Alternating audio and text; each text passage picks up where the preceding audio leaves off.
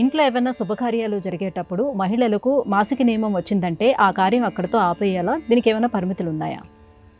శాస్త్రం వేరు, ఈనాటి కాలపు సంప్రదాయం వేరు. శాస్త్రంగానే మనం పాటించాలి అనుకున్నప్పుడు మాసిక నియమం వచ్చినటువంటి మహిళ ఇంట్లో ఉన్న ఎడల తలపెట్టిన అశుభకార్యాన్ని నిలిపివేయాలి. అలాగే ఉపనయనం, బారసాల, గృహప్రవేశం, గృహారంభం, అక్షరాభ్యాసం ఏదైనా కూడా యజమానురాలు అయి ఉన్నప్పుడు శ్రాద్ధంతో సహా యజమానురాలు కూడా ఆ శ్రాద్ధకర్త ఇల్లాలు యజమానురాలు మాసిక నియమానికి లోబడినప్పుడు శ్రాద్ధం కూడా వాయిదా వేయాలి. ఇది శాస్త్ర ప్రమాణం. కర్మ చేసే ఆరంభ సమయంలో ఆ దంపతులు ఇద్దరు కూడా ముందుగా పుణ్యాహవాచన చేస్తారు. గణపతి పూజ, స్వస్తి పుణ్యాహవాచన.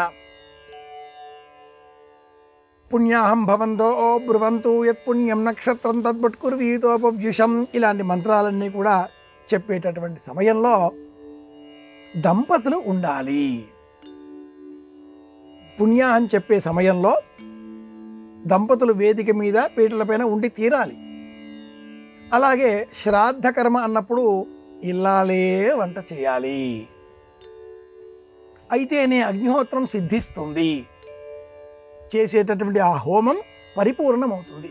కనుక ఇల్లాలు మాసిక నియమంలో ఉన్నది అని తెలిసిన మరుక్షణం ఆ కర్మ ఆపివేయాలి.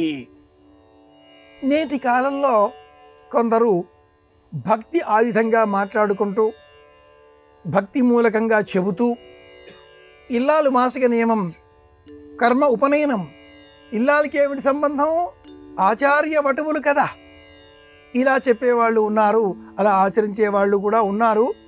అది వ్యక్తిగతమైన ఇష్టాలకు లోబడి ఉంటుంది.